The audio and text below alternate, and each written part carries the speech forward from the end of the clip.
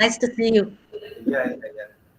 I request Professor V. Krishnamohan Garu to deliver a small message on this occasion.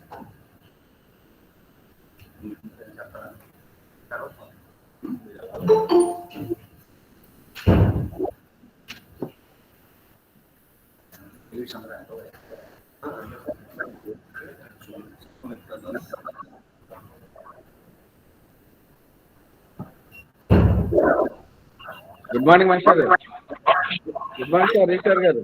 Yes, this is Professor Krishnamohan, and I am so glad to be here this morning.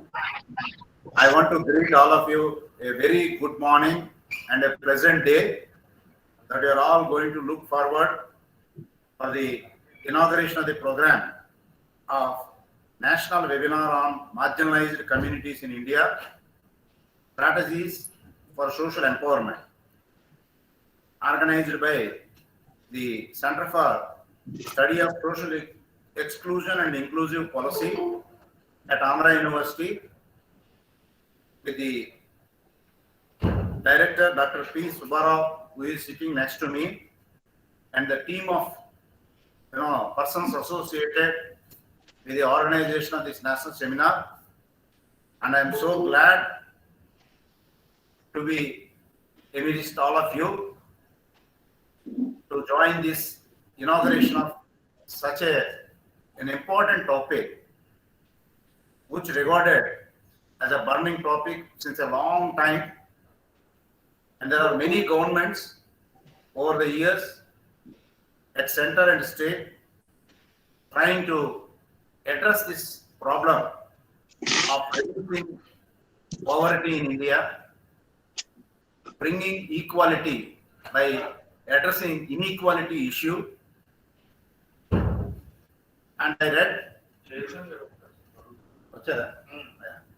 read that marginalized sections of the society are to be given hand holding. It is not by giving incentives one can develop these marginalized sections. The true development of these marginalized sections is empowering such marginalized sections in the society. And what is the scope of empowerment, methods of empowerment, strategies for empowerment that are available can always be debated, discussed, because to address any challenge, any problem, there are many alternatives. And which alternative, methodology, strategy, plan, short-term, long-term, mid-range, going to really make these marginalized sections into the fold of mainstream, so that empowerment, true empowerment happens. I believe, to my understanding, that empowerment is creating confidence in these marginalized sections rather than helping them financially, so that in society they are recognized as equal to everybody. That brings in a lot of confidence to sustain their ability, skill, and participate in the mainstream for the economic development, social development of a nation. This is how the secret Prahlad, who wrote a book, Bottoms of the Pyramid Should Be Strong. Unless the bottom of the pyramid is strong, the pyramid cannot stand. So large percentage of population, they belong to marginalized sections in a country like India. So this has been a perennial problem over a period of time. Ever since we attained independence, in many 5-year plans, we have been addressing this as a focus in every 5-year plan. However, problem is not completely mitigated, and unless we completely remove such inequality and bring in confidence by social empowerment, there is no economic empowerment. So economic empowerment has no meaning unless there is social empowerment, and this requires long-term strategies both at center and state government. So that is how the Center for Exclusive Inclusive Policy at Andhra University has chosen this important topic, so that through this one-day national seminar, going to address what are the creative methodologies, creative ideas, creative plans and strategies which can further enhance the empowerment. Empowerment definitely is happening with the inclusive policies of the government at center and state, but much has to be done in the years to come to sensitize such people who are marginalized sections in the society, to bring them into the mainstream by enhancing their confidence level, skill level. So this is going to happen if you provide them education. Unless education is provided to these marginalized sections, empowerment is not going to happen. Long-term strategy of empowerment definitely is education, health improvement, and giving them motivation, confidence, boosting their morale. What type of strategies are going to work out? One need to address. Probably, I look forward, this one-day national seminar is going to address these issues. What type of short-term, mid-range, and long-term plans, strategies can be evolved to address the empowerment as a strategy for addressing several issues and challenges of marginalized sections. So really, I take the pride that Andhra University Center for Inclusive and Exclusive Policy Studies is organizing the seminar, and a lot of delegates are looking forward. And I think there is guest of honor Suritra Das, who has done considerable work in this marginalized sections upliftment. And upliftment is ultimate in any society of these marginal sections, but approaches may vary, strategies may vary, and what are the good practices all over the world in those sections, especially if you look at Bangladesh, if you look at some of the West African countries, through SSGs, how they could empower, especially the women folk, so that the whole family is supported, and through entrepreneurship, empowerment is also made possible. So you can take those best practices from the best, countries all over the world and try to evolve creatively strategies that are going to work out to the fullest extent possible in bringing required, fulfillment of objectives of bringing up these marginalized sections of the society into the main fold by empowering them truly. What is the true empowerment? How you are going to change their attitude, build their confidence, make them to stand on their own is going to be a matter of great concern in any of our strategies that we are going to evolve. I look forward that this seminar is going to address these issues and provide a solution to empower marginalized sections, which is possible only when you enhance their confidence level to live on par with anybody else in the society. That is going to be a long-term solution for progress, peace, prosperity of any nation. I wish all the delegates a very productive discussion. This is going to be a platform wherein the experts are going to address from their own angle in addressing the empowerment of marginalized sections of Indian society. I wish all of you a great experience, productive learning, and useful insights, which are going to become debatable and discussable, so that in evolving a creative strategy, at the end, you are all going to formulate and help the policy makers in bringing out a conducive policy that is going to address this problem to succeed in their attempts. Thank you all. Wish you all the best.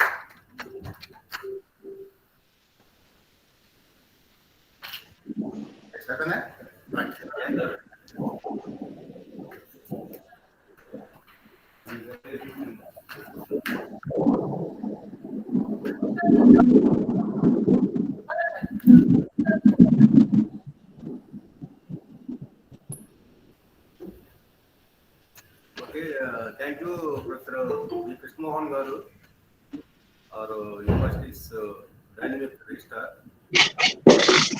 for I welcome today's resource persons, Dr. Soumitra Das, Madam. Madam is Center for International Studies, School of International Studies, Andhra University, New Delhi, and other resource person, Dr. A.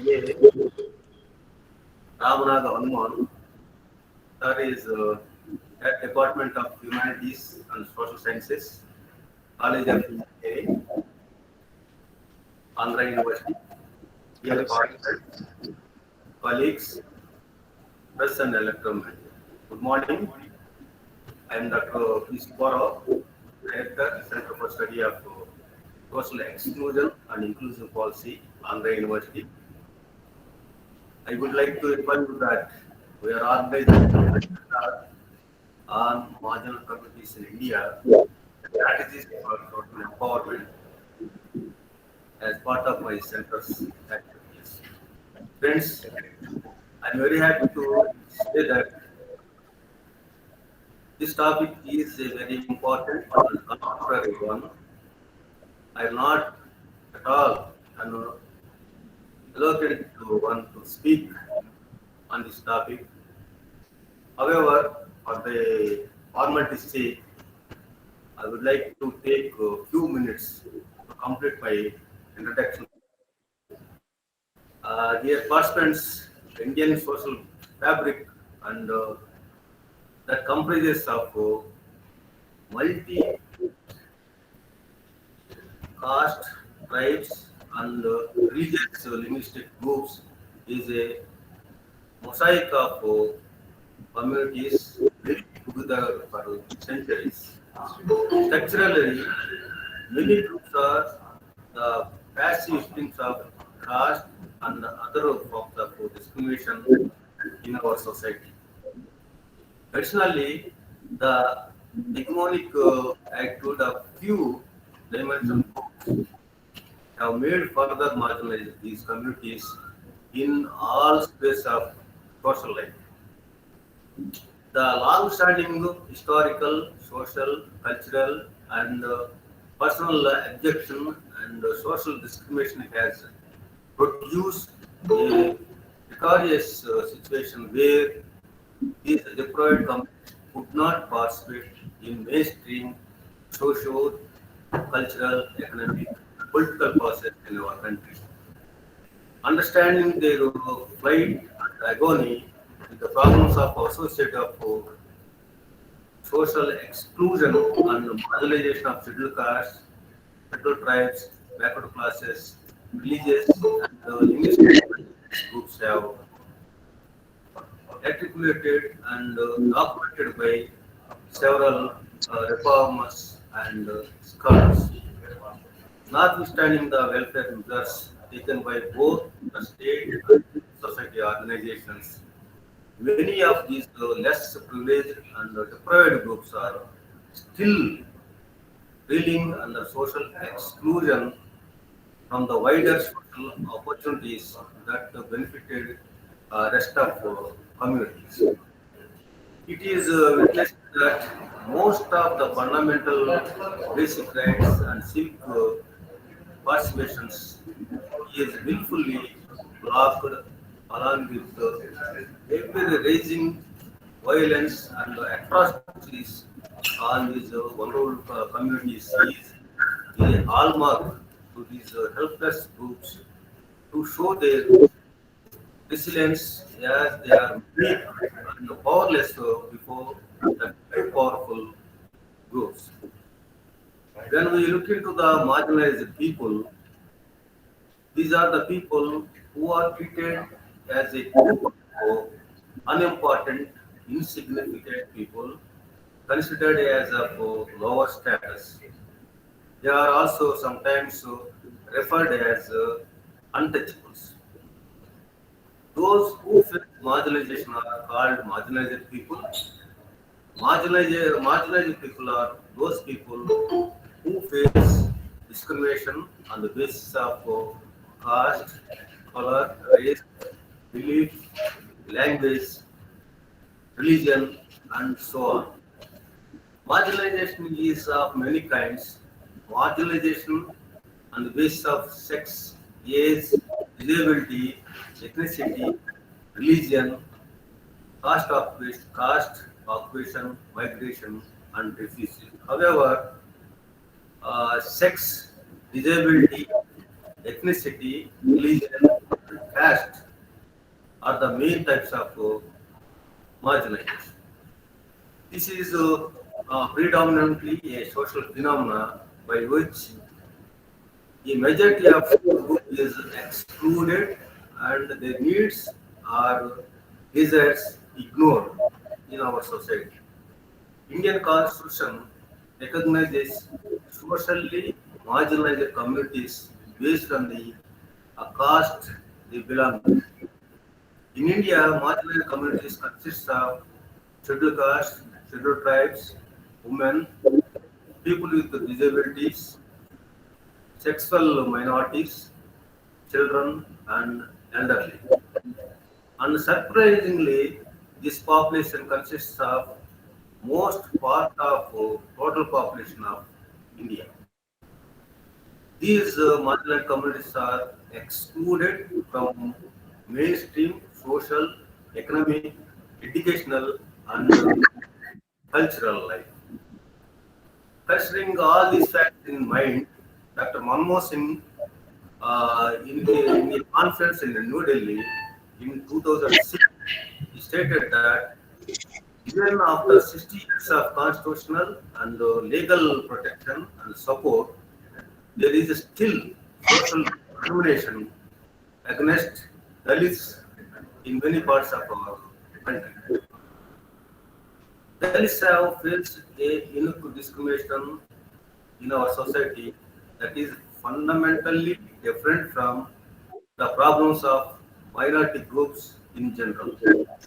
Yes, for the social empowerment is concerned, it is understood that the process of developing a sense of autonomy and confidence and acting individually and collectively to change social relationships and institutions and discourses that exclude poor people and keep them in poverty. People's empowerment and their ability to hold others to account is strongly influenced by their individual assets such as land, housing, livestock, savings, and the capabilities of all types, such as human, social, and psychological. Also important are people's collective assets and capabilities, such as voice, participation, representation, and identity. It is also felt that social empowerment is understood as the process of developing a sense of autonomy and self-confidence and acting individually and collectively to change social relationships and institutions and discourses that exclude poor people and keep them in poverty.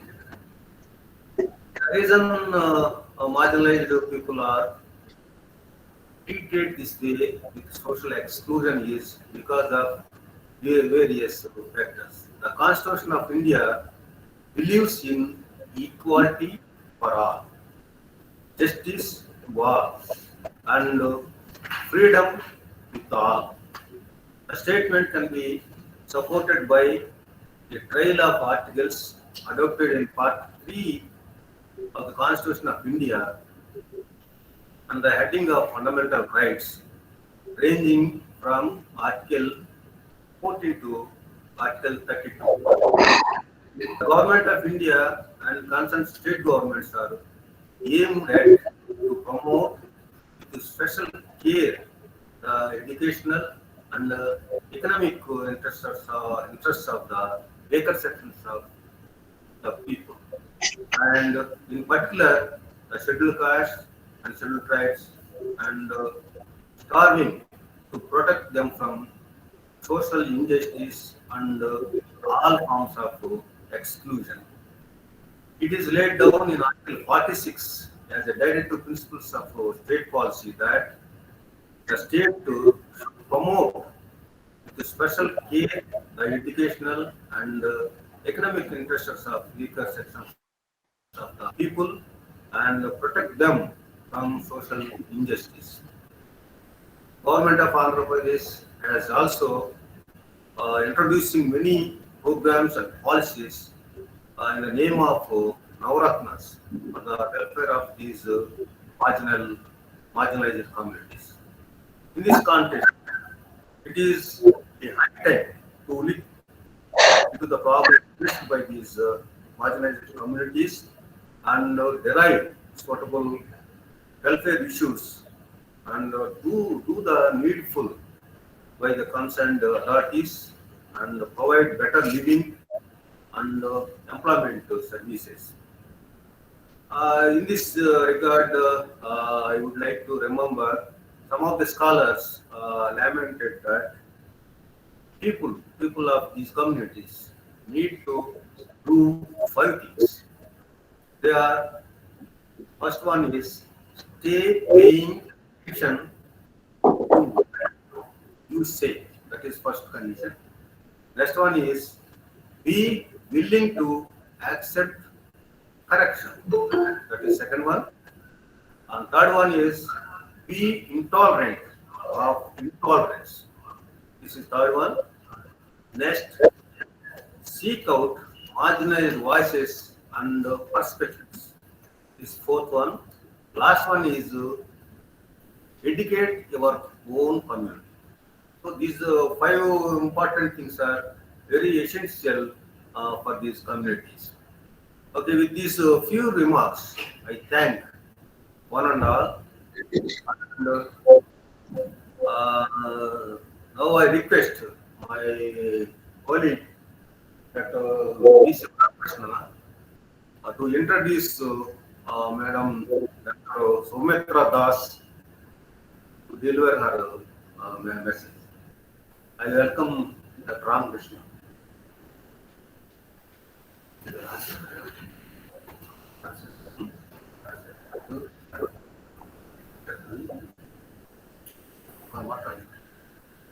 Yes, I request Dr. Soumitra Das Madam. Madam is already announced.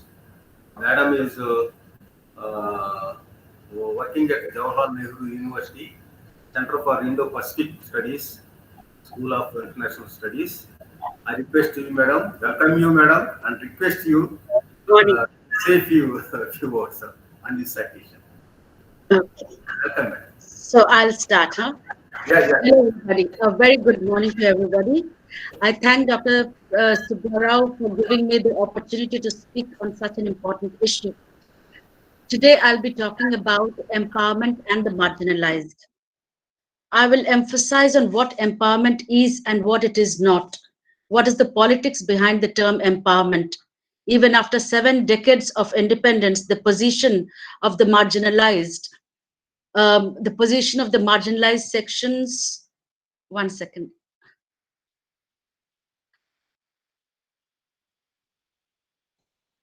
Yes, position of the marginalized sections has not really seen any change.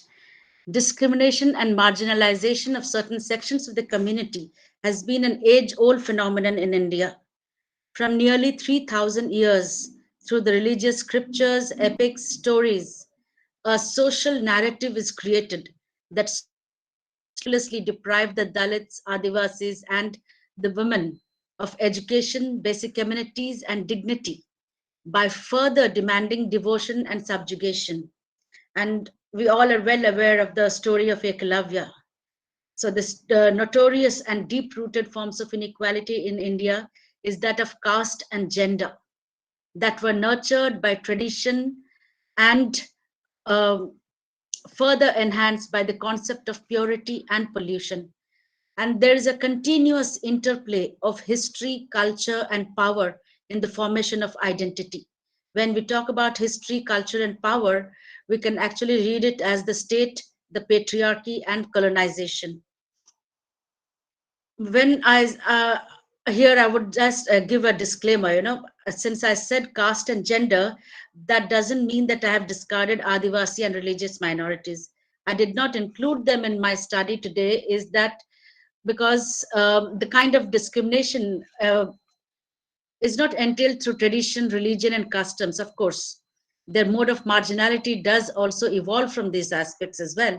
But then we can study the discrimination of Adivasis and minorities from many more angles, like fight for resources and economic or political reasons. The social discrimination questions the very ethics of humanity and the ethos of democracy and development. The issue of humanity in India is quite ironic. Those who talk about equality and justice consider caste discrimination as natural and given, and social and geographic discrimination has been a daily affair which goes unwarranted and unquestioned in the upper echelons of the social hierarchy. The 21st century witnesses hunger, poverty, and acute discrimination, oppression, and injustice of the marginalized sections to an extent of shock, which is peculiar to India.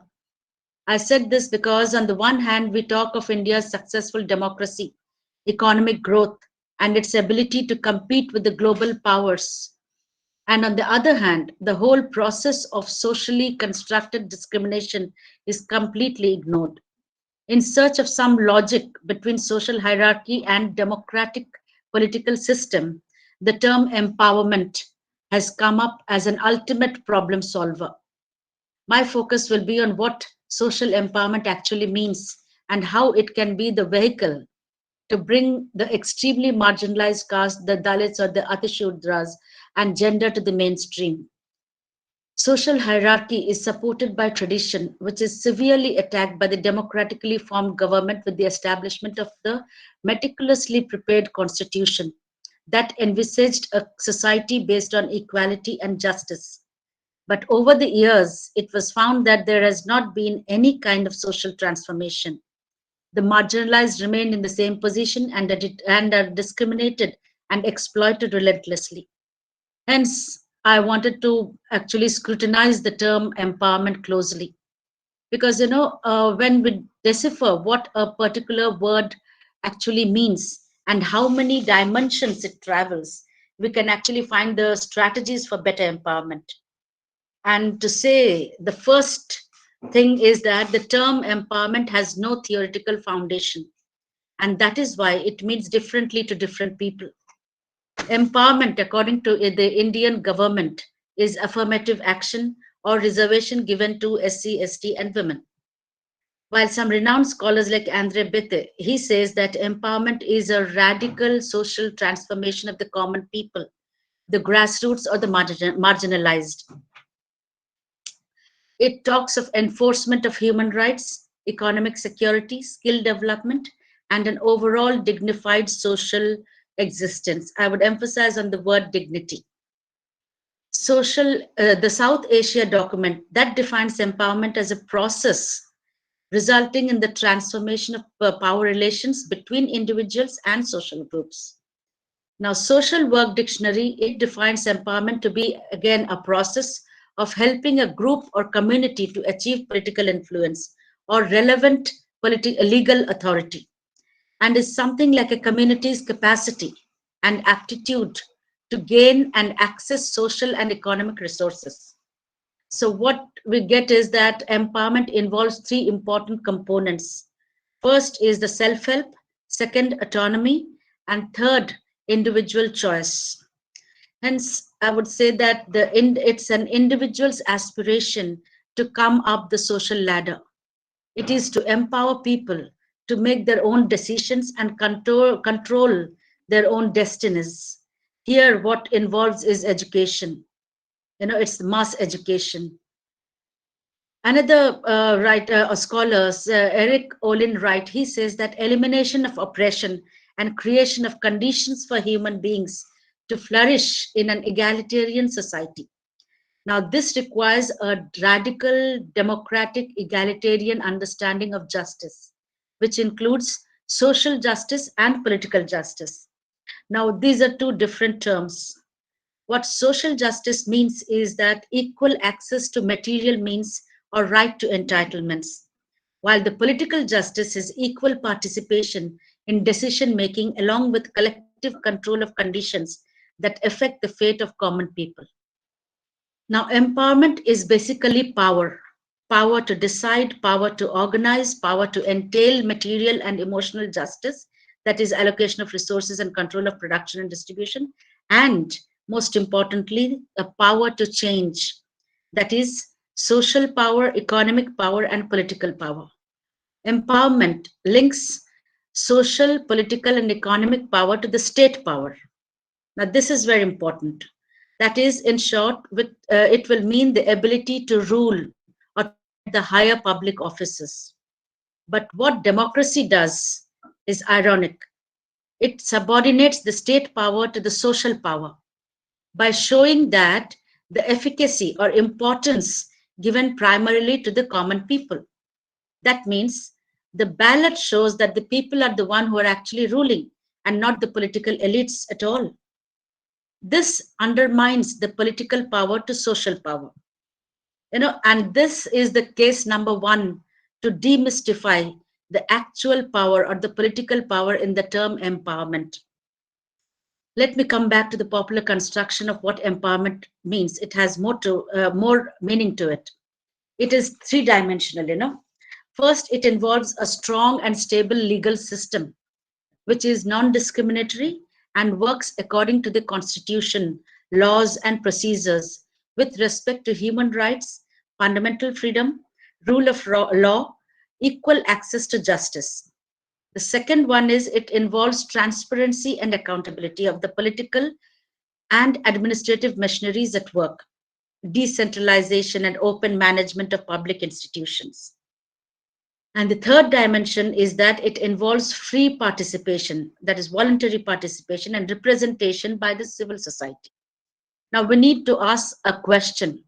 How much of these have actually happened? Moreover, empowerment is not just power, but the ability to control. This is an important aspect of empowerment, the ability to control. And that is to do what we learned and eventually impact the society by doing a particular work and by the overall accomplishment of that work done. It means not only the power to understand a situation, but also to control the consequences that affect our life and dignity. This is an important point. I would rather repeat it. It means not only the power to understand a situation, but also to control the consequences that affect our life and dignity. So I'll come to the strategies here while explaining what empowerment actually means. One of the most important strategies of empowerment is socialism. And we need to understand socialism from what capitalism is not. The problems created by capitalism could be solved by socialism. The need for institution building emerges here in support of the principles of pluralism, inclusivity, and egalitarianism in order to transform the existing structures and institutions. Again, I will repeat here, these are important words. Which empowerment doesn't do is that it cannot transform the structures and institutions.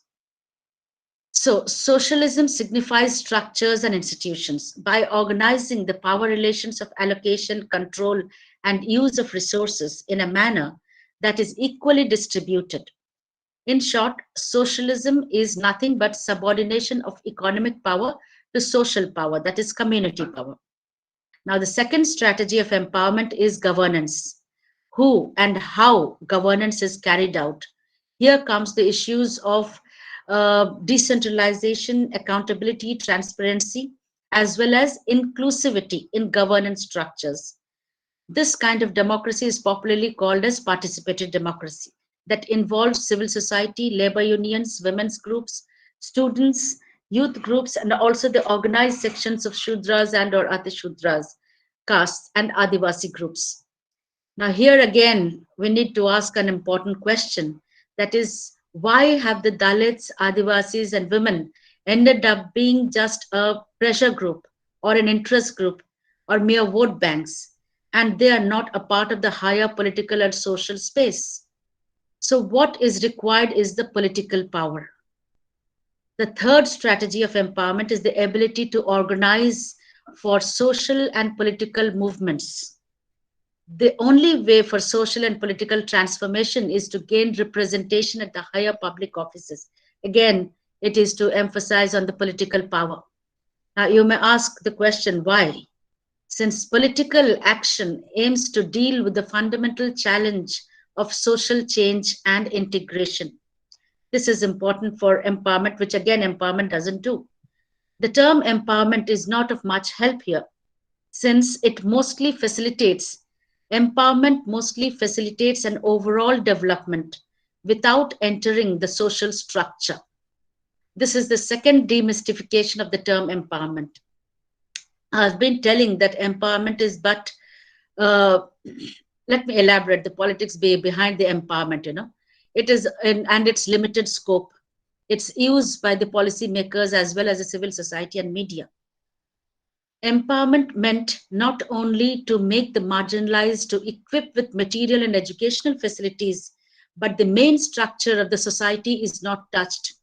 As to the mechanism to remove discrimination, since the counter argument of anti-reservation, anti-Dalit, come Adivasi runs parallel to the narratives of social empowerment. This was taken up by both the populist governments and the political groups. Hence, the strategy towards empowerment is to bring social change. But what empowerment actually does is that it treats the symptoms and not the disease.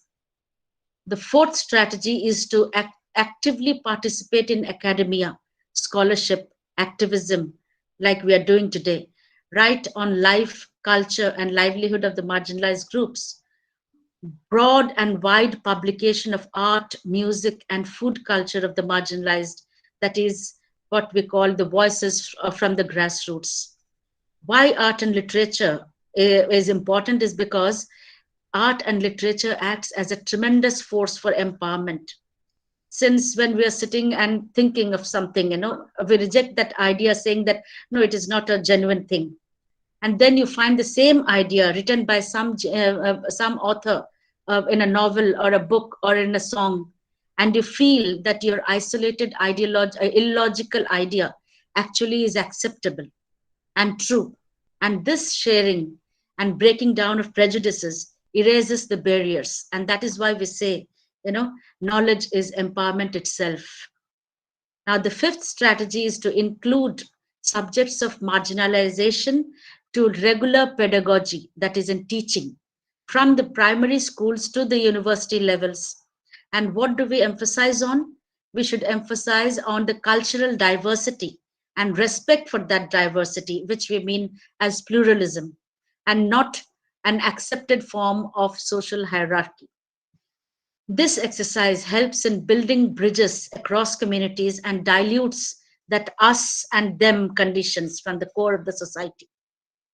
The sixth strategy, or the last strategy, as I have mentioned, is that to understand the linkage between empowerment, which is an individual's endeavor, to equity and participation, which is states' efforts. That means empowerment is a two-way process. It is from the community, that is from the individual, and from the state. And this linkage needs to be constantly measured and checked. It talks of capacity building and talks about attitudinal change among the wider population. Why we talk of attitudinal change in the society is to encourage the change in values in order to accommodate equity and growth in one platter.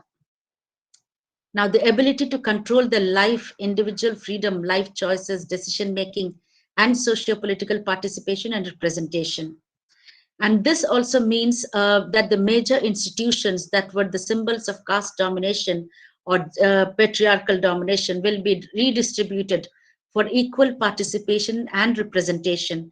As you have seen in the PRIs and ULBs, that is Panchayati Raj institutions and urban again, we need to ask a question: has it brought any change? We know that redistribution of power cannot go alone. If the people do not hold the values of equality and justice, and that is exactly what happened in PRIs and ULBs. Empowerment is all about power to achieve skills, quality education, employment. And social empowerment is basically to increase the ability to reach the social equilibrium in an egalitarian society where the social, economic, cultural, and psychological barriers are broken down.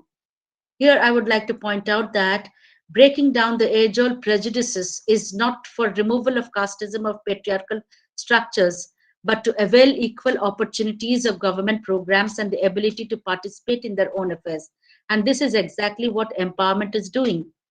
It is trying to make people avail government programs and ability to participate in their own affairs.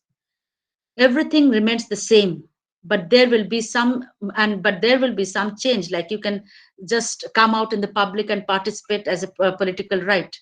But gaining social status, now this word is important, the gaining social status, which is completely untouched by such a system.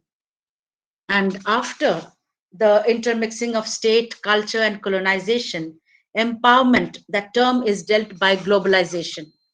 Now, the terms like good governance, structural adjustment, empowerment, civil society, and democratization has become like what you say, I mean, wow, watchwords. The globalists mentioned that power to take or make decisions that could make the institutions work as institutional functioning is crucial to democracy. And globalization has overtly emphasized democracy and markets.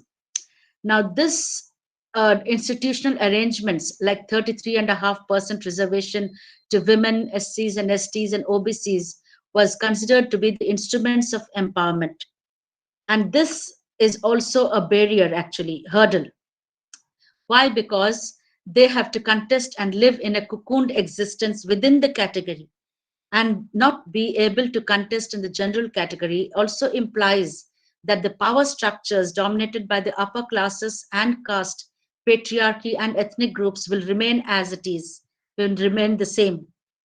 What can actually be said in a nutshell is that empowerment leads to a slow but sure form of social transformation, but not necessarily a socio political revolution.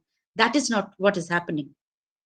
As Max Weber said, the slow boring of hard boards. Empowerment helps in self realization, in consciousness building, which also means to say that empowerment is completely an individual act as a means to compete with the wider world. I'm constantly emphasizing that the term empowerment meant an individual's journey up the social ladder than the group's overall upliftment. The World Bank insisted on the World Bank insisted on good governance and structural adjustment. We have heard a lot about structural adjustment, but remember, they have used the word adjustment, you know, and it is not, that means it is an accommodation of seats to those who were not given earlier, but it does not touch the social structure per se. So, empowerment meant total participation in the formulation, implementation, evaluation of decisions that determine the functioning and well-being of our society, so that the markets are not hampered and is considered to be more helpful for women. They said this empowerment during globalization is more helpful for women's empowerment. Here again, there is a glitch. We'll have to take it with a pinch of salt. This that is, women form a large consumer group which needs to be tapped if markets are to go on. And this is the reason for their employment and education, so that they become smart consumers, but not necessarily strong decision makers in their socio-political setting. Empowerment is just community development, putting least emphasis on political power. The various definitions of empowerment talk of increasing the abilities and capacities of the marginalized sections to be able to participate in the mainstream social and political domains. But empowerment does not mention the total removal of bondages and discriminations that has been historically and traditionally deprived the potential growth of the downtrodden. Since full participation requires an enabling political and social environment. Now, this is an important word, enabling political and social environment. And this is possible only when the value systems change that leads to attitudinal change. Because the term enabling means if we were given party tickets, are also party positions and not remain just a karyakarta or a party worker. And the core aspect of empowerment is power, as I was going on saying, and that power is political power. I would like to quote Gail Omwith. She says that the greater debate is not about government jobs, but to share the decision making abilities and also to be a part of the power structure. The central theme of every democratic or revolutionary movement has been abolition of caste. But what happened in the post independence political system is that they are co opted and integrated the lower caste representatives in the name of rural poor agricultural laborers, and they have not really given any political power. Now, landlessness turned them into the agricultural laborers. And also, another disadvantage is that they're from the unorganized sector. Though they have participated in the anti Brahmin movements, it could not achieve the desired results as a united front of workers, peasants, Dalits, and Shudras, which was the dream of Ambedkar. And this could not happen. And Congress took the roost by co opting from all these sections of Harijans. And this can also be termed as why the Dalits, women, and Adivasis have ended up being a pressure group. Later, the United Front of Dalits, Adivasis, minorities, and OBCs was attempted. But again, that was diluted by giving it a communal look with the Hindu Muslim riot that further demanded Hindu unity. Now, I will not get into the details of how well or not so well ways of Dalits entering politics and being in positions of power. But the overall analysis is that Dalit power in Indian politics is yet to emerge. Even after 75 years of independence, empowerment is understood as ability to maintain a mainstream lifestyle. But the stark discrimination in social, economic, education, and employment fronts are just underlined with no much emphasis. Here again, I'll quote Gailum with. She says that though the Dalit movements were to hold public or political office, to resist atrocities, and to maintain reservation, long term empowerment is more than that. It is the ability to lead a cultural revolution, formulate and push a program for economic change, for a sustainable and poor oriented development that implies a transformation of the society. Empowerment of Adivasis is also in similar state of disarray as it is of Dalits. And the empowerment of Adivasis can happen only when the forest rights are implemented and the state addresses the issues of deforestation and mining and brings better developmental plans. Now, empowerment should lead to leadership, but do we, and now again we ask a question, do we have that which could lead to policy intervention, that kind of a leadership? Now, I will explain, and I will actually scrutinize on how empowerment and women is understood, because patriarchal structures has been stronger in India than in many parts of Asia, Africa, and Latin America, as will the simple statistics, I'll show it here, that shows that the strength of patriarchy in India overrides globalization as well. I did a comparative study of women's employment and education of India and Vietnam just 2, 3 years back, where I had seen the gap in India is way wider compared to the women's position and status in Vietnam, compared to only these two variables, employment and education. Now, let me show the statistics. The literacy rate of women in India is 70.3%. It is quite high. But the employment level of India, where women in India is just 20.3% in 2019, which actually fell from 26% in 2005. Of course, we'll have to give the credit to this corona pandemic and lockdown and all that. And this 20.3% is ridiculously low than many of the sub-Saharan African regions. And those are considered to be the most underdeveloped in the world. Now we have to ask a question, is employment not a part of empowerment, economic security? One needs to ask this question in India again and again. Is patriarchy impenetrable in India to an extent that the system cannot change? Women's development is considered one basic mechanism to sustain development and economic progress. Here too, the emphasis on women's political power is less significant, like women's role within political parties, women to be given tickets in different parties, women being elected to different local and national positions, advocating for gender quotas in political institutions, training for efficiency of elected women leaders, and many more issues.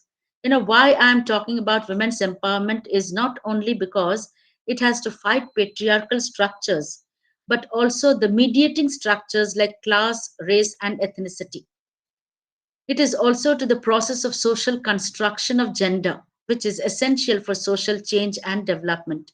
Women's empowerment is little different from the empowerment of women's empowerment is little different from the empowerment of Dalits and Adivasis, since the struggle is from both within their community, their social power and recognition, and with the bigger society outside their community, which is political and economic as well, which involves a wide array of issues like education, health, which is mental and physical health, then workers' rights, rural development, access to credit, enhanced income, land titles, property rights, and many more. In the process, it also studies the situations of women in poverty, exclusion, and discrimination. The issues involving women are so many that the movements have actually took up certain specific issues, and again they became into groups. They're not again fighting from a wider perspective, like they're like developmentalists, eco-feminists, socialist feminists, and through many approaches of study like women in development, women and development, gender and development models of study. And all these studies are economic and social in character, but not really political. I will give you the best example, that is 10 years pending the Parliamentary Reservation Bill, 108th Amendment Bill for Women's Reservation, that is one third quota in the Parliament, in the Lok Sabha. From March 9th, 2010, it has been pending in the Parliament. So India's populist politics has also taken up women's issues as far as just co-option of women into their party, but not for their emancipation. Now we witnessed that government's empowerment is not really working, or we can even say that it failed miserably, since there is a mass unrest and there are so many social movements of Dalits, Adivasis, and women. The one core question related to social empowerment is that if empowerment has led to structural reforms, since we still see in the open caste, class, gender discrimination, and exploitation in our society. So, while concluding, I would say that in India, the Ambedkarite notion of annihilation of caste seems to be an impossible task, since caste, especially the scheduled caste, have got entangled in between the democratic system, especially the electoral politics, and become a vehicle within the enterprising Dalit leaders. Second, the internal division or bifurcation of the Dalits among themselves with this A, B, and C, D categories, a united front of Dalit peasant workers could not happen if such divisions were supported. Instead of striving for a new democratic consensus, the Dalit politics is trapped between its fixed identities, which is making these identities almost like stagnant, and seeking help through law for preferential benefits. The aspiration of whether we could get a Dalit Obama is far fetched, since Dalit leadership and agency is still to be concretized. What is being done is that the fight against caste system was not taking place, but the fight for equal accommodation is taking place. That could not be the right way for social, political, or economic empowerment. The very acceptance that caste system is going to stay is an acknowledgement that social empowerment is never going to be complete, since caste is hierarchical, and hence to remove hierarchy is to remove caste system altogether. Finally, the main reason for slow empowerment in all the marginalized sections of the community is slow development of mass education, and this gave the full rein to upper caste and patriarchal monopoly. Thank you. I am done.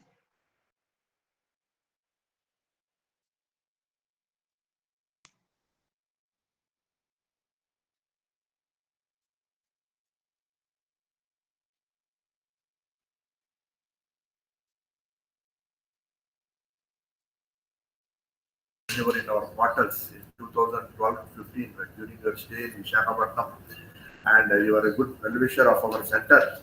And we just could not just there was this due to paucity of time. Before our director has asked me to introduce also. I'll just try to give a brief outline of Dr. Shubhmitra Das. Dr. Shubhmitra Das is working in the Center for Indo-Pacific Studies, School of International Studies, Jawaharlal Nehru University, New Delhi. And she has worked extensively on South Pacific issues, and she was also conducted studies on Australian culture, and she conducted a research study on BPL survey in Kalahandi and Koraput, Odisha in 2010-11, supported the Global Indian Social Survey, New Delhi. For the benefit of our audience, I would like to give briefly and present the speaker who has addressed the participants in an eloquent manner. And she also conducted the pre-funding evaluation study at Naudion Balvavan, Jivara. She conducted a pre-funding evaluation on child labor in Odisha. And she was also associated with NGOs in conducting administrative studies with the help of Sir Germany in 2010. He has also been a part of Snehal project for inline evaluation with GFK mode for Care India in February 2009. She was also associated with Plan International on combating child labor in Coastal Andhra Pradesh. That's how she has been affiliated to Andhra Pradesh, and we have the opportunity to get some association with Shubhmitra Das. She was also associated with Chaha in 2007 for a baseline survey. She has also conducted the level of awareness and occurrence of HIV/AIDS in Andhra Pradesh. She has several publications to her credit. Some in a book, she has published a book on Australia defense policy and Southeast Asia with the National Book Organization, New Delhi in 2004. And she has also published a paper on Will White Australia apologize to the Aboriginals. That is a very wonderful work on the Aboriginal conditions of Australian Aborigines.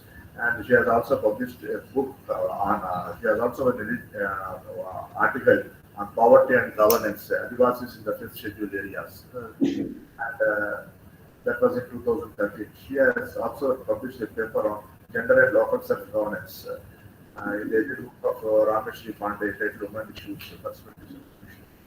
Another article was on women and empowerment development or affirmative action in the Quarterly Journal. She has several articles, and some of them are peer-reviewed also. India's relation with Australia with the Indo-Pacific dynamics in the edited book of Manmoni Paul and Anish Gupta, and article in India's energy security, Latina, foreign policy.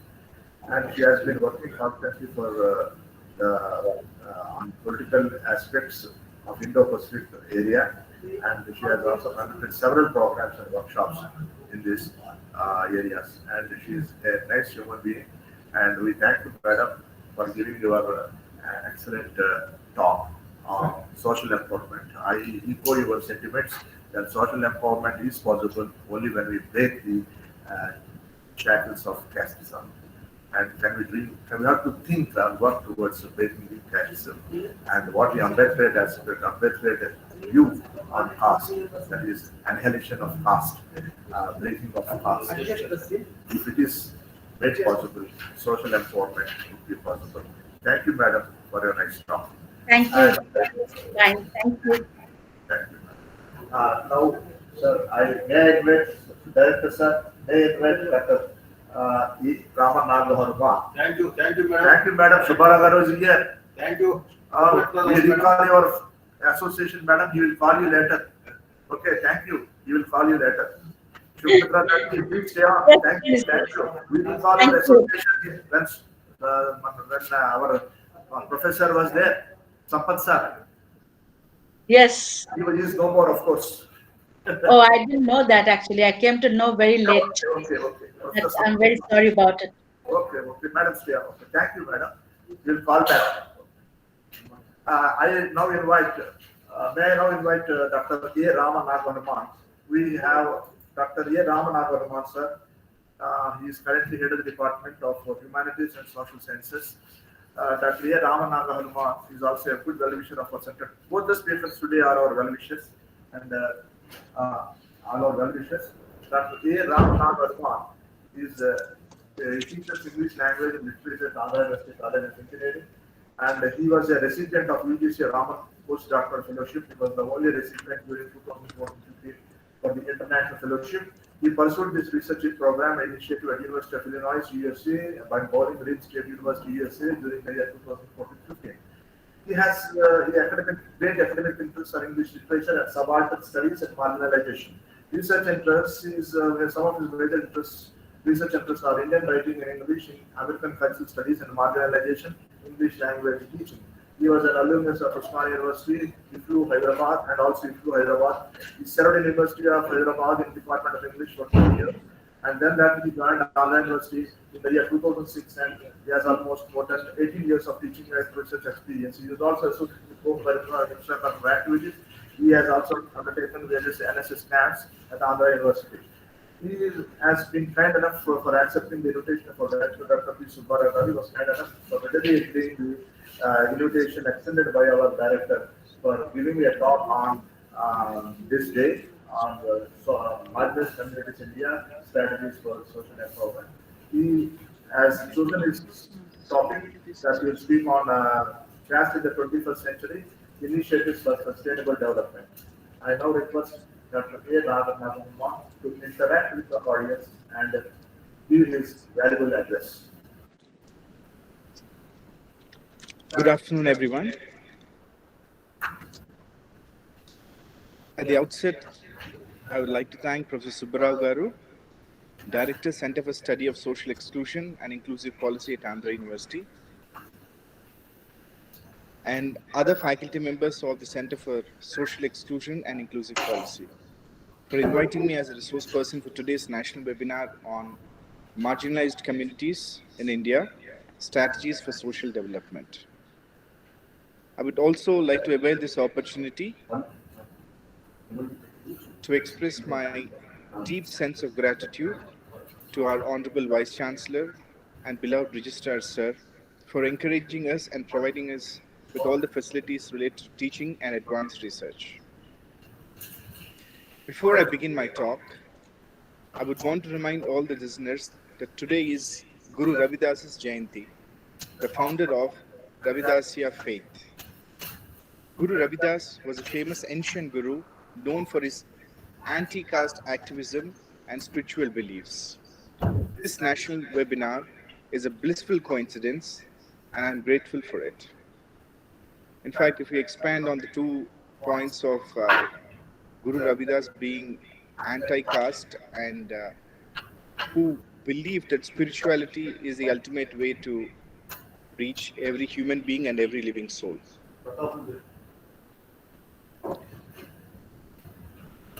As a faculty member of English Language and Literature, I would like to present my thoughts and views as a teacher and researcher in English Studies.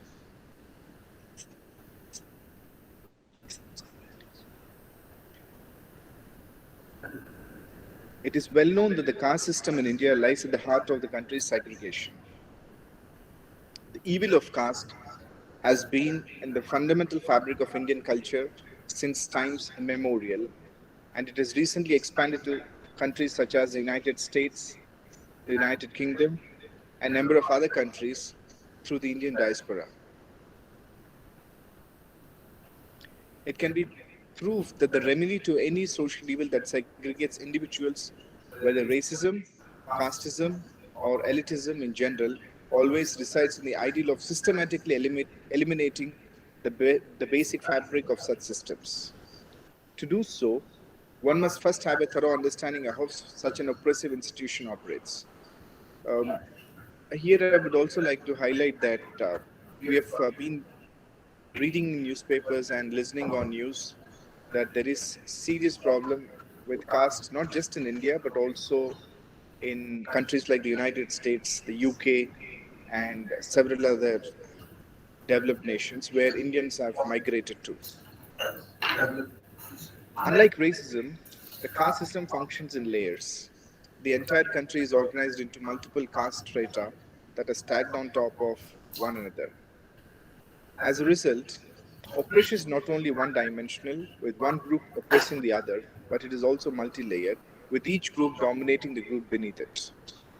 A person's caste is determined by his or her birth and is nearly difficult to escape. At this juncture, I think I would want to speak a bit about one important novel that was written by Mulk Raj Anand, entitled Untouchable, wherein he speaks of the impact and the evil of caste. I'm using the word evil because caste is inhuman, and anything inhuman becomes evil. To comprehend the extent of tyranny that the caste could cause, we could consider Mulk Raj Anand's famous novel Untouchable, published in 1935.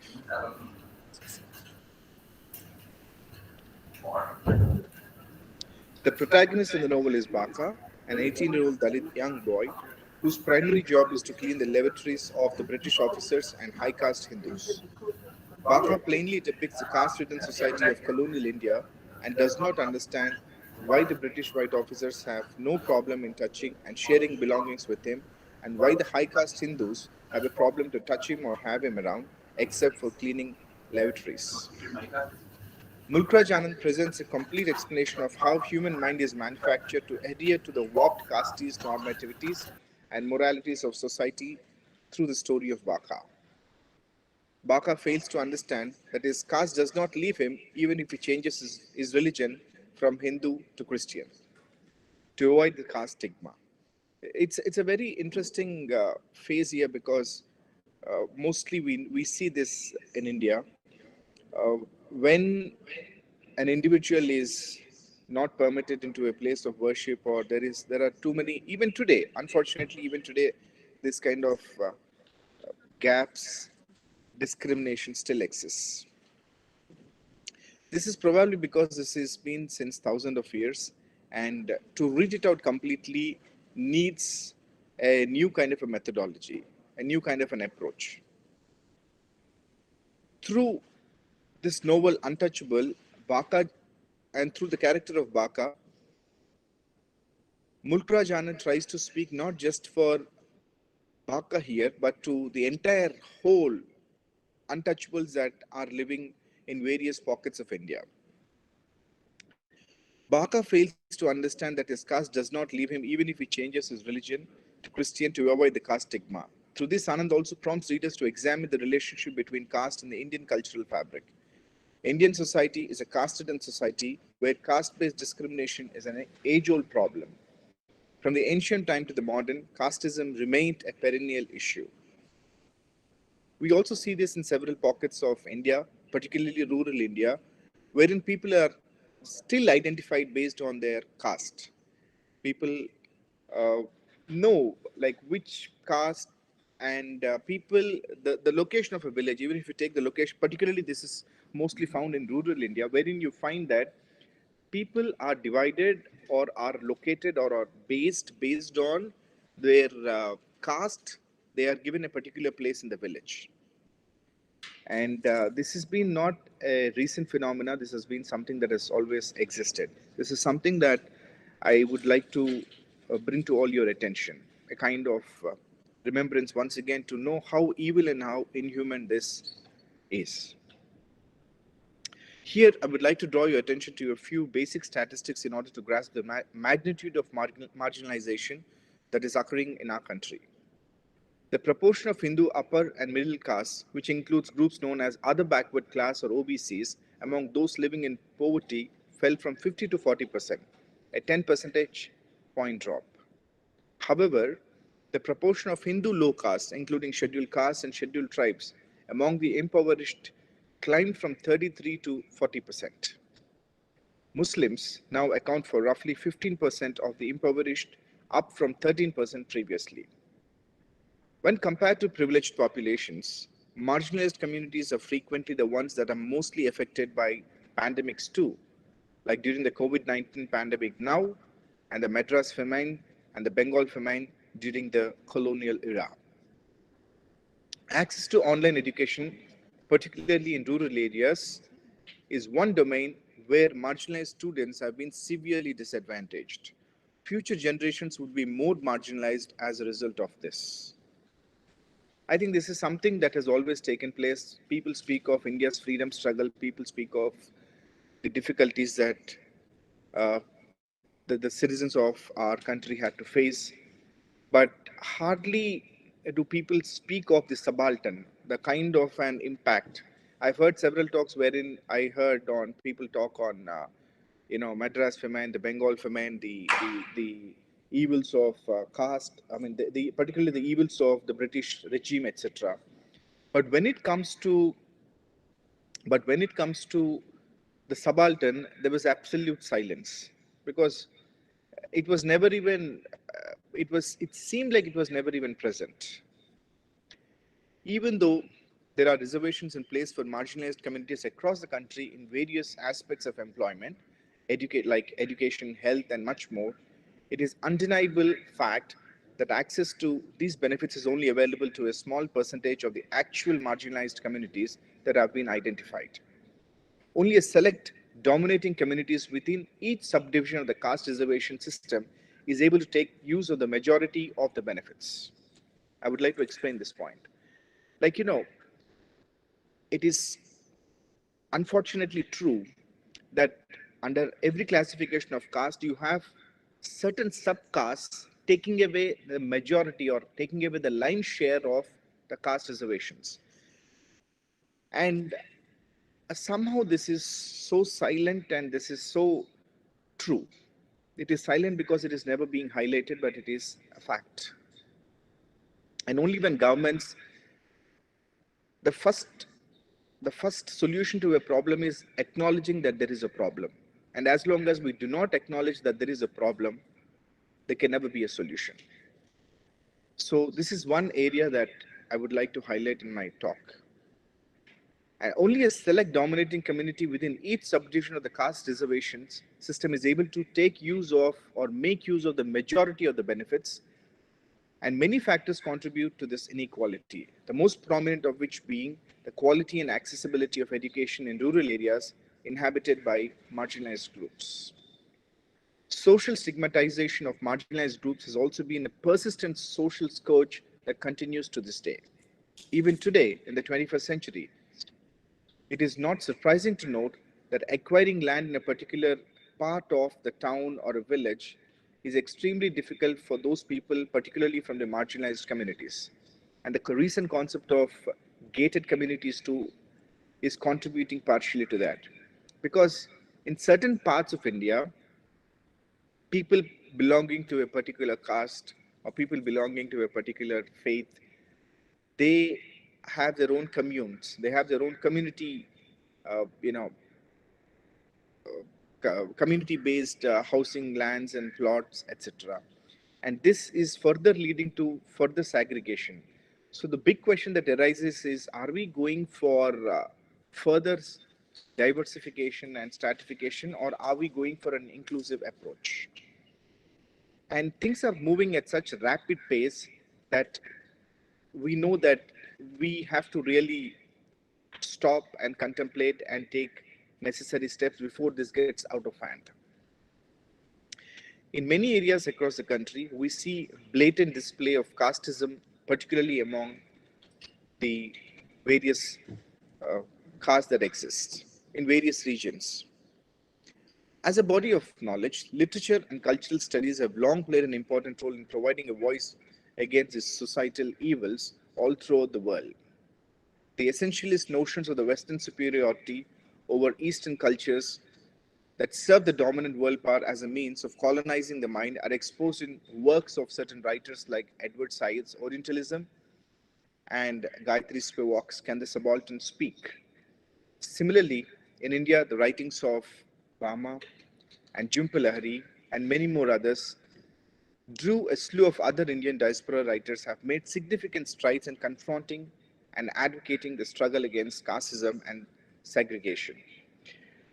Here, I would like to speak for a minute on the phrase colonizing the mind. There is no greater evil than colonizing the mind, because you develop a mindset, you instill a mindset, you create a mindset that believes in hierarchy. And once this mind is established, this kind of a mindset is established in the minds of young boys and girls, uh, they begin to believe. Like, speaking of feminism, because ma'am, the other speakers also spoke on how women are segregated. We see that the first rule under feminism, or the first point under feminism, when we understand, we know that one is not born a woman, but one is made into a woman. Similarly, one is not born into a caste, but one is made to believe that he or she is superior or inferior. And unfortunately, this is still existing, and one needs to get out of it. And the best way to get out of it is a couple of solutions which I would like to provide towards the end of my talk. As we all know, there is no one size fits all answer to this issue. The caste system, I humbly remind all of you once again, is a complex set of rituals and traditions that predates even the colonial era, the Mughal era, and the periods prior to that. And this is deeply embedded in the fabric of Indian society. And anything that is deeply embedded in any society, it is hard to remove. It needs radical choices, radical thoughts, and modern approaches. The abolition of the caste system is a process that would take generations to complete. With that in mind, I would want to discuss few solutions that would be extremely beneficial to the current cause.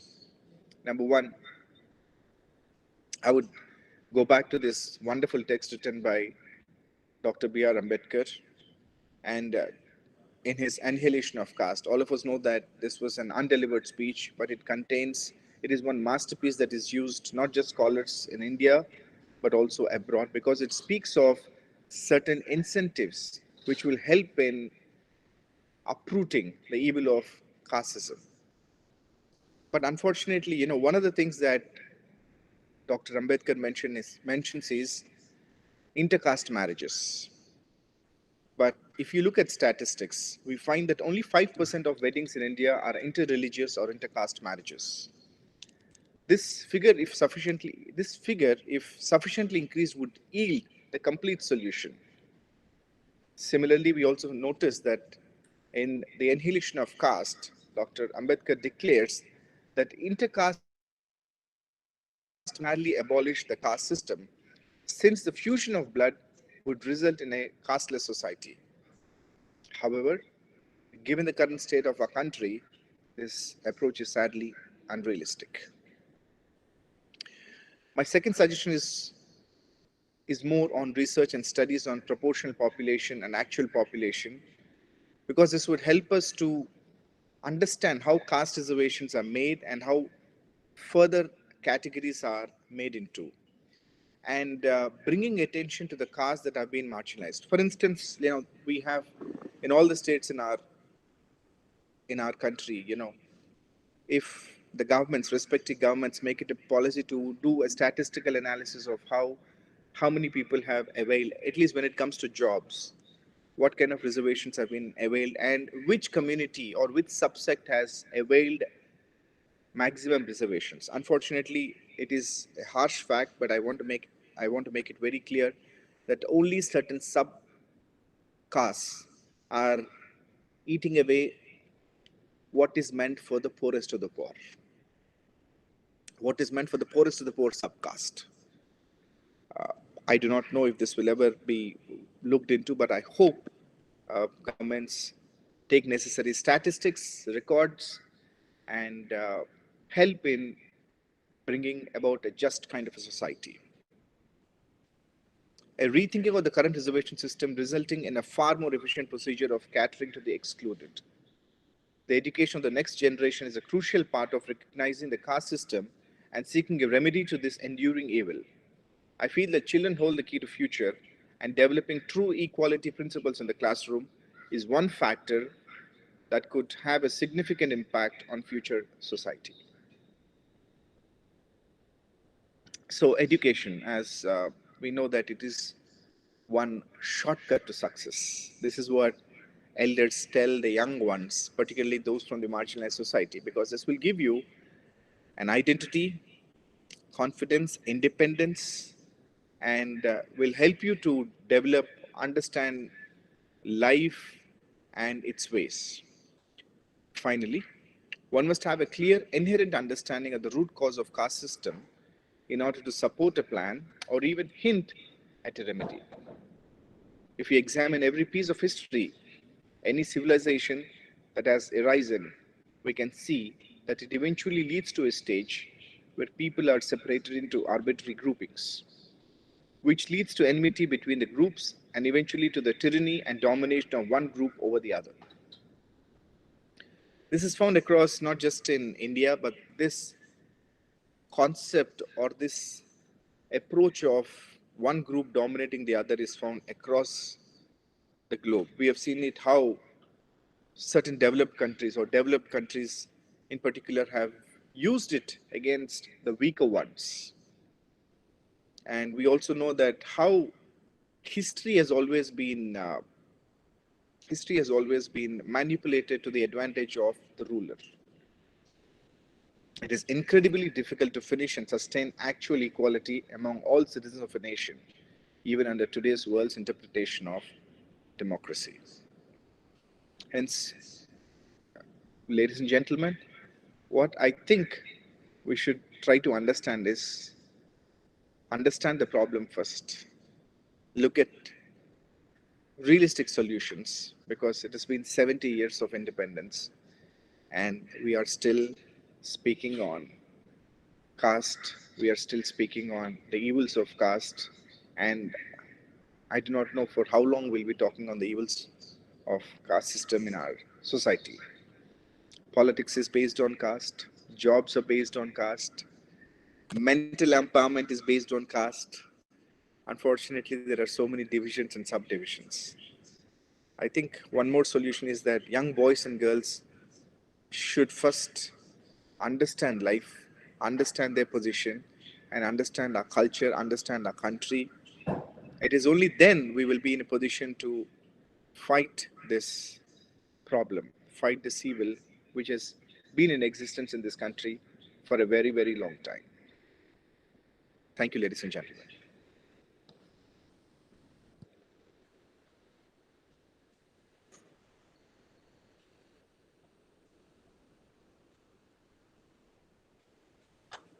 Thank you, sir, Dr. Manmohanji, for your good explanation on the topic caste in the 21st century initiatives for sustainable development. Now you have addressed the problem of caste.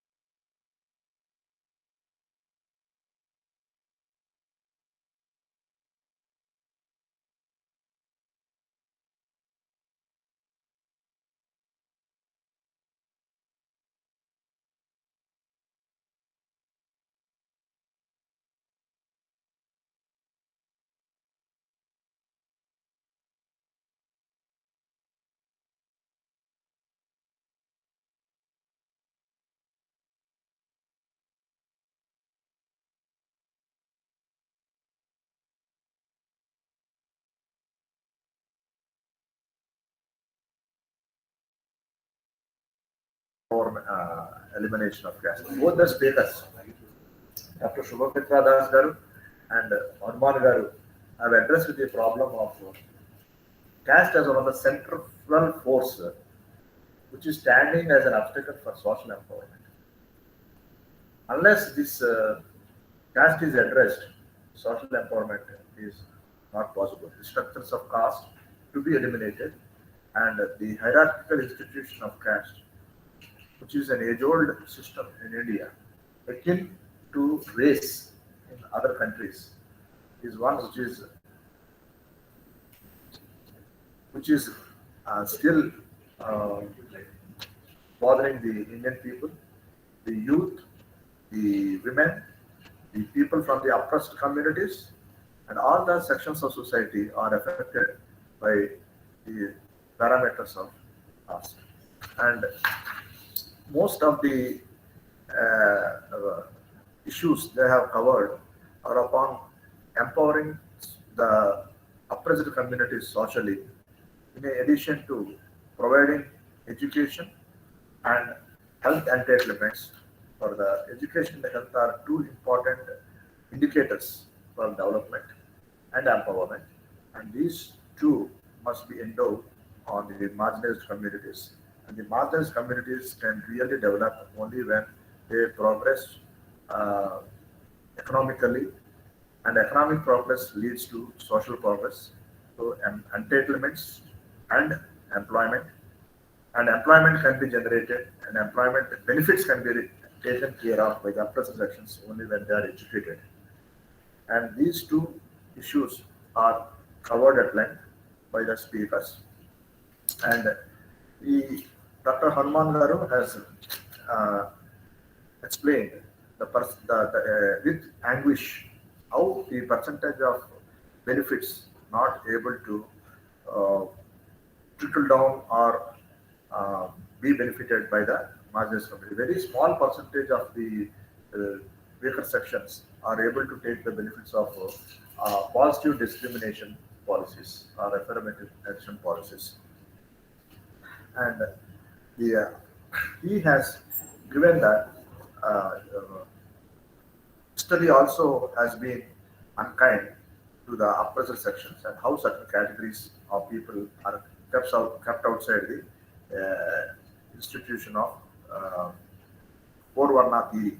That is how some people are kept out of the four varnas, and he has favored for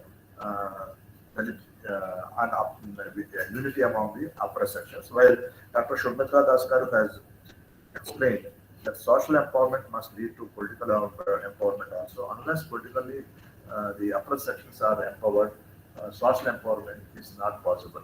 However, she said women are unable to take the advantage of political share. Their political participation is very low, and even the parliament is the bill for political empowerment of women is pending in the parliament, and it is still there, and it has not been really realized by women.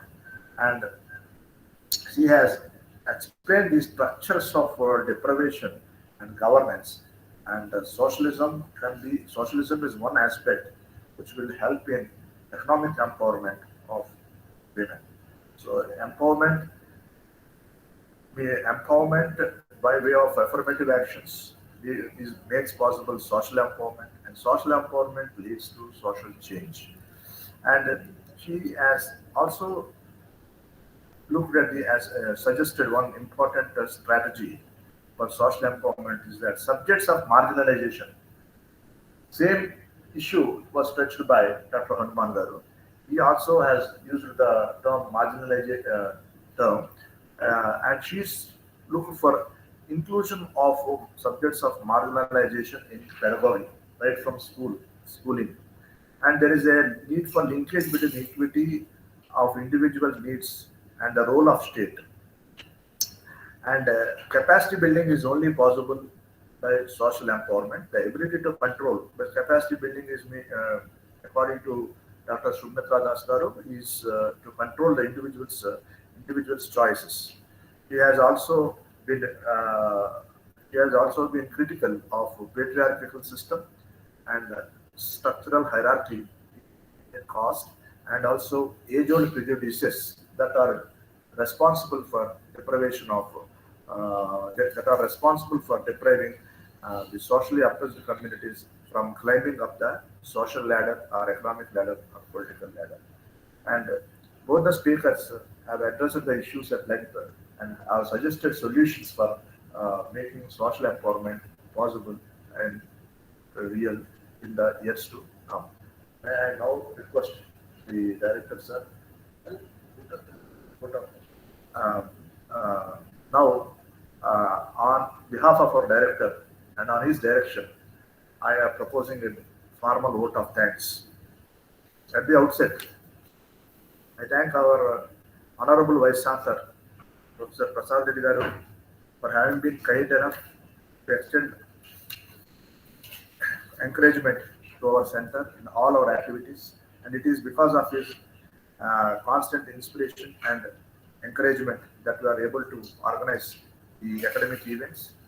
And he was always giving a supportive and always supportive to our center's activities, and he is blessing us in all our academic endeavors. Sir, I, our center and director are extremely thankful to our Honorable Vice Chancellor, and we owe a deep sense of gratitude to him for helping us in many ways. We are also thankful to the chief guest of today's webinar, our Honorable and Dynamic Registrar, Sir, Professor Krishnamohan Garu, for gracing the occasion and blessing us the event and inaugurating the event. He has said that there must be some challenges of marginalization and oppression has to be addressed in a systematic manner, and appropriate solutions, appropriate strategies must be evolved for eliminating marginalization, and which will help in social empowerment of weaker sections.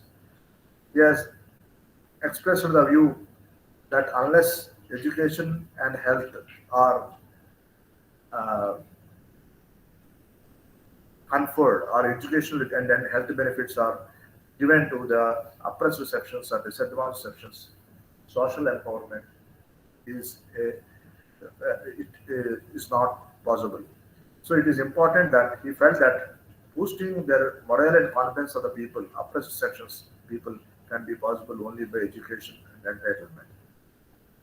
Empowerment, he said, is a strategy for addressing the issues of marginalized sections. He expressed the view good and best practices need to be introduced, and how SHGs in African countries and other places, Bangladesh, etc. The SHG movement has helped in women empowerment, making it entrepreneurship possible, and how women turn to be entrepreneurs and successful entrepreneurs.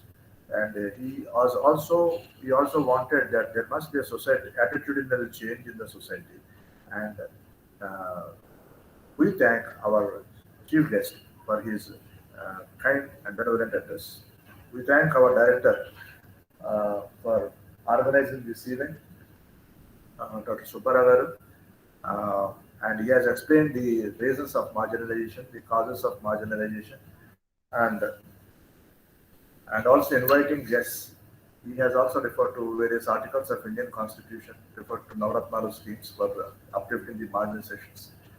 How the fundamental rights and Article 46 directive principles are protecting the education and economic interests of people, and how Dr. Ambedkar envisioned a socially equal and just society about 75 years ago. Dr. Shubhamitra Das Garu, we thank her for accepting the invitation of our director and presenting a wonderful address.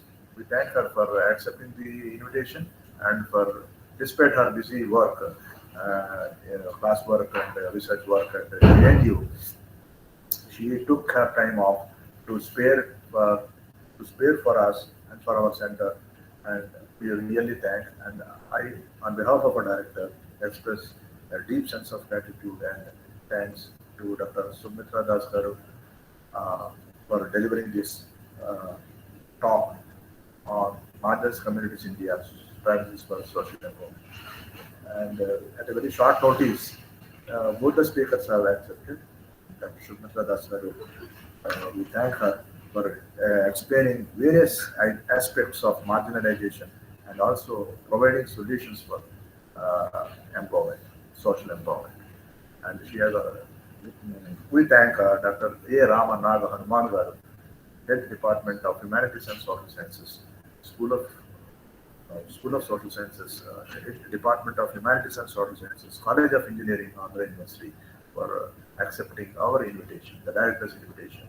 And both the speakers have already accepted. Dr. Hanuman Garu has also addressed the problems of social empowerment in the dimension of caste, referred to various writings of Indian authors, and Indian authors, and he has given an Ambedkar perspective on elimination of caste. We really thank both the speakers for providing solutions to make the oppressed sections or marginal sections really empowered, really empowered. We thank uh, all the supporting staff of the center, the staff of the center, the technical team led by Jaswant and Anand and Surendra Vamsi, our Ramesh. We thank all the supporting staff. We thank the university administration for the support and extended to us in this program. We thank all those who have helped us in some way or the other in organizing this event. In this manner. We hope that has declared that this is, you may declare that is, our director will give the concluding observations. Thank you, one and all. Mr. Das, madam, thank you. Chupitra Das madam, yes, come just say hi to you. Thank you, one and all. I request all the participants, please fill the feedback form and automatically you get your certificates.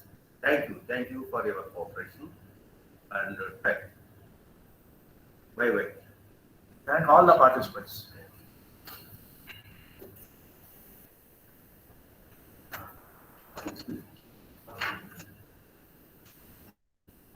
Close చేశారు కదా.